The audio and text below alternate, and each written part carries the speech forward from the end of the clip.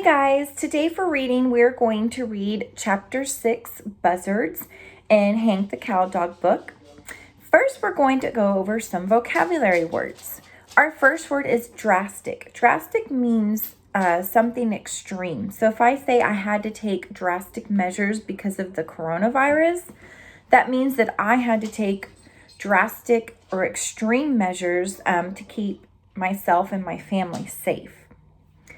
Another word is misfortunes, which are troubles. So you'll realize in Hank the Cow Dog that Hank goes through a lot of misfortunes. So he goes through a lot of troubles. The next one is perched, means sat. So if I say the bird perched on the tree limb, that means that the bird sat on the tree limb. Okay. Another one is stutter or stutter, not speaking clearly. So sometimes maybe when you're nervous or you're anxious, sometimes you might stutter when you speak. So that means that you don't speak very clearly or it's kind of chopped up. Another word is crucial, which means important. So Hank the Cow Dog had a crucial job on the ranch. Okay, he was the head of security, which was a very important job. The next word is optimistic, which means positive, always thinking good things. So during the coronavirus, I try to stay optimistic about stuff. So I try to stay positive and always try to think good things because I don't want to worry too much. So it's always good to try to be optimistic. So now I would like for you to open your Hank the Cow Dog books. Turn to page 54. Please follow along as I read out loud. Chapter 6 is called Buzzards, and buzzards are like birds. I made my way north away from headquarters and up into the canyon country. If a dog was going to go back to the wild, that was the place to go. Funny how good it felt walking away from everything, the job, the responsibility, the constant worry. When I crossed the road there by the mailbox, I felt free for the first time in years. On the other side of the road, I stopped and looked back. Drover had followed me about 100 yards and stopped. He was watching. Maybe he thought I was going to change my mind and go back. Maybe he was waiting for me to tell him to come on. I didn't. I ran my eyes over the ranch I had loved and protected for so many years, waved farewell to Drover, and went on my way. I wondered how Loper and Slim and Sally Mae would react when they figured out that I had resigned and moved on. I had an idea they'd be sorry. They'd realize how they'd done me wrong and misjudged me and accused me of terrible things I didn't do. I mean, all I did was eat a dead chicken, and she wasn't a bit deader when I finished than when I started. Maybe they'd cry. Why not? A lot of people cry over their dogs. They tell me that when Lassie and Rin Tin Tin were big on TV, people used to cry when they thought Lassie was in a jam she couldn't get out of, and when Rennie had got himself chewed up by a bear and appeared that he wouldn't pull out of it. People never realize just how important a dog is until it's too late. In life, we get yelled at and cursed at and kicked around, but when we're gone, people wish they had us back. Yeah, they'd cry when they found out that old Hank had moved on, and they'd cry even harder when it dawned on them that their ranch was being protected, and I mean so-called protected, by Pete the cat and Drover the chicken-hearted. That would wring tears out of a bark post. Yep, they'd cry and they'd say, "Oh, I wish we had Hanky back. He had his faults, but he was a good, honest dog. It just won't be the same around here without him." Around sundown, they'd walk out into the pasture and call, "Here, Hank. Come on, Hanky. Here, boy." And you know what? I'd be up in them canyons, eating fresh meat instead of co-op dog food, listening to the sounds of nature and enjoying pure peace and freedom. I'd hear 'em calling my name, begging me to come back, and I wouldn't go. They'd had their chance. I tried to go straight and live within the law, but they drove me to drastic measures, extreme measures, drove me to follow the Owl Hoot Trail and become an outlaw. Next morning, they'd get in the pickup and go driving around, checking all the spots where I used to hang out. the sewer, the gas tanks, the corral, the creek, but I wouldn't be there. Then they drive over to the neighbor's place. Anybody seen Hank? We've lost our cow dog. No. Well, we're offering a $500 reward to anybody who finds him. Then they'd start driving through the pastures, honking the horn and calling, Hank, here boy, come on home, Hanky. We miss you. We're sorry for everything we've done. We'll do anything if you'll just come home. Laying off in them canyons, I'd hear 'em calling. Peeking through the rocks, I'd see 'em driving slow across the pasture, but I wouldn't go back. Injustice had changed me. That means unfairness. Turned me bitter and snapped something inside me. Anyway, that's what I was thinking about when I turned my back on the ranch forever and hit the Owl Hoot Trail.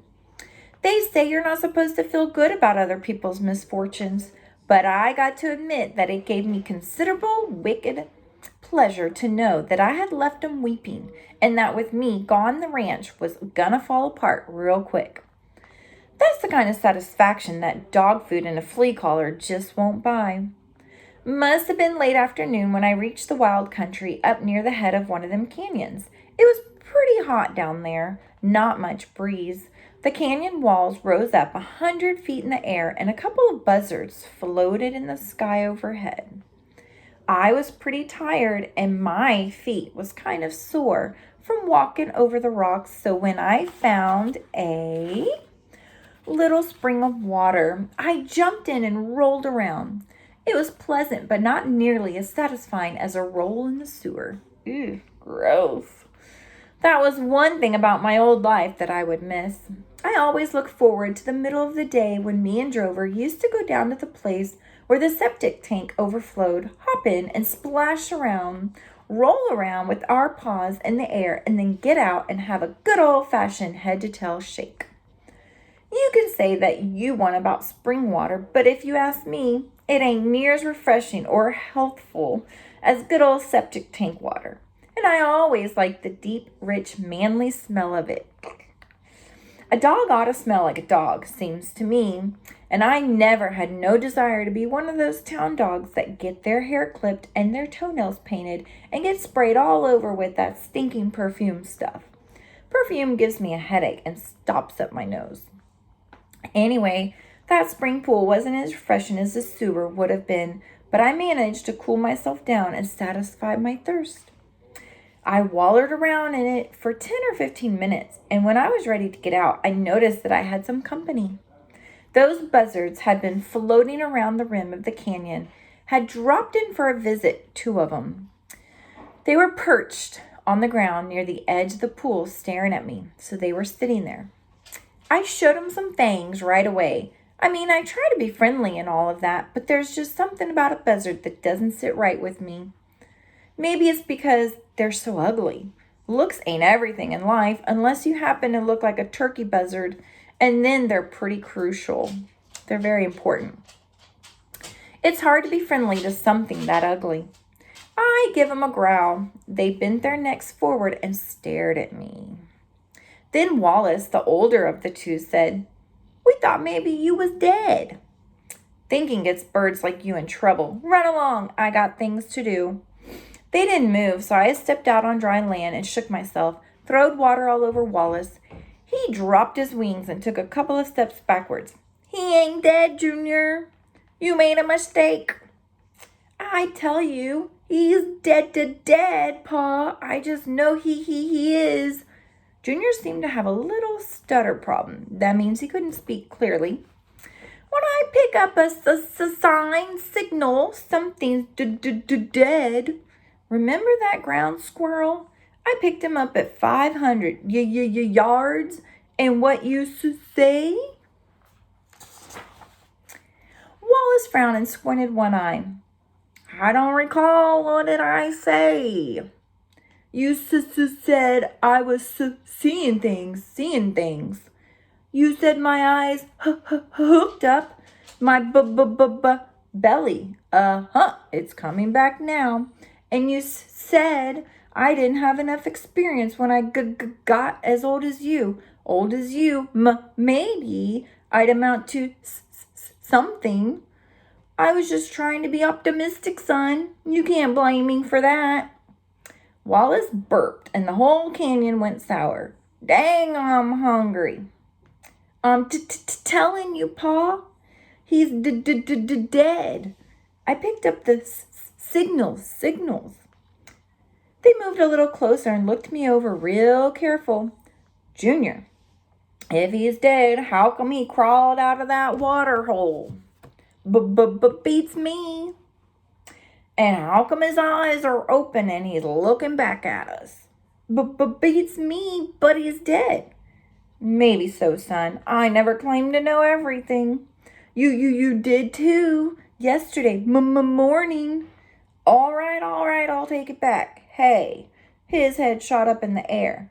I'm starting to pick up the signals now. He is dead. You're right. Told you so. They came toward me. I watched them and lifted my lip on the right side. Wow, Junior, hold it, son. Did you see that lip go up? Did you see them teeth? Look there, son. See what I'm saying? Junior stretched out his skinny neck and studied me for a minute. That don't mean nothing, Pa. I'll prove it. Prove it. There's the picture.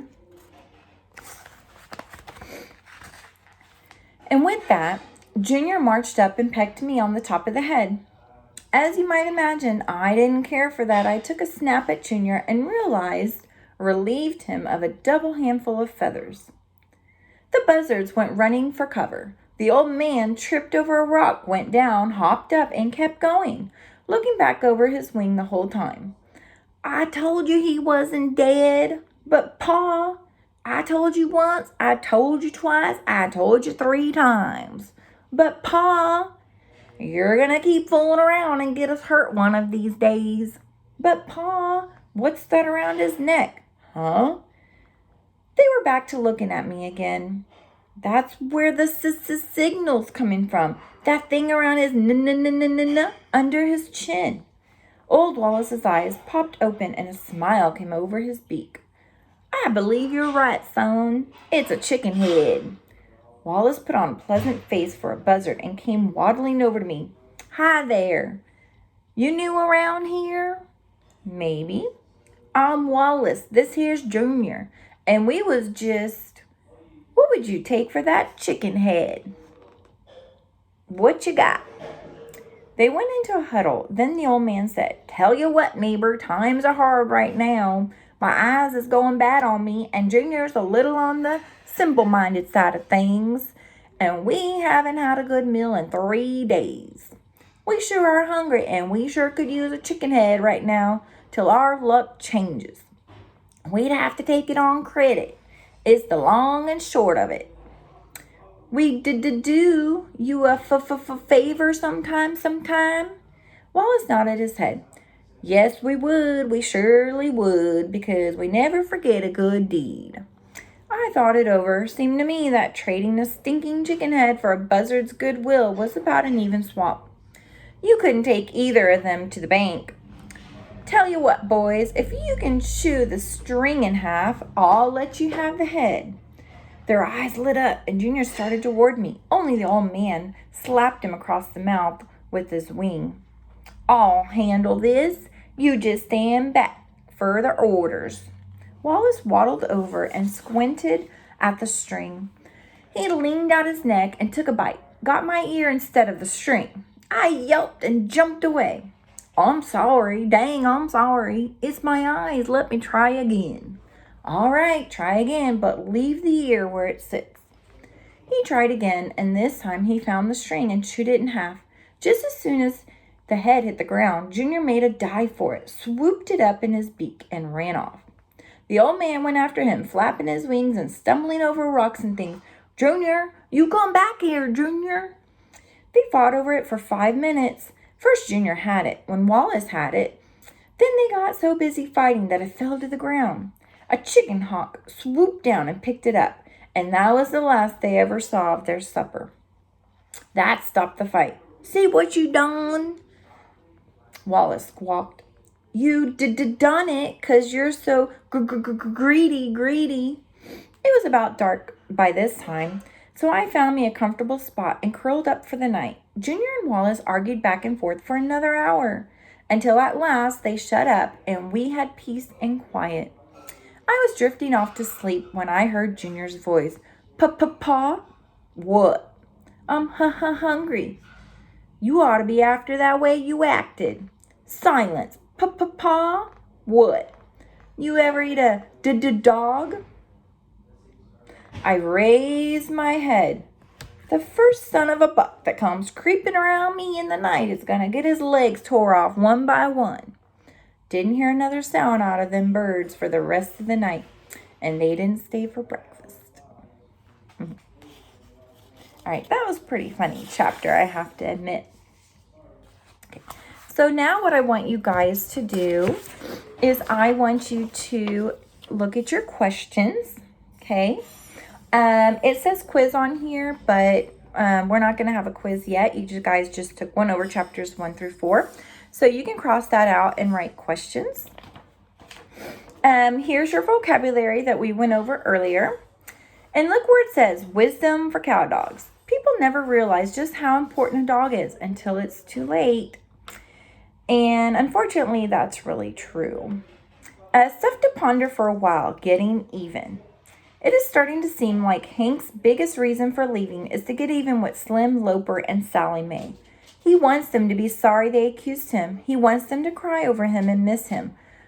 But is getting revenge and running away the best way to solve his problems, or will it just create more? So I want you guys to think about that for a minute.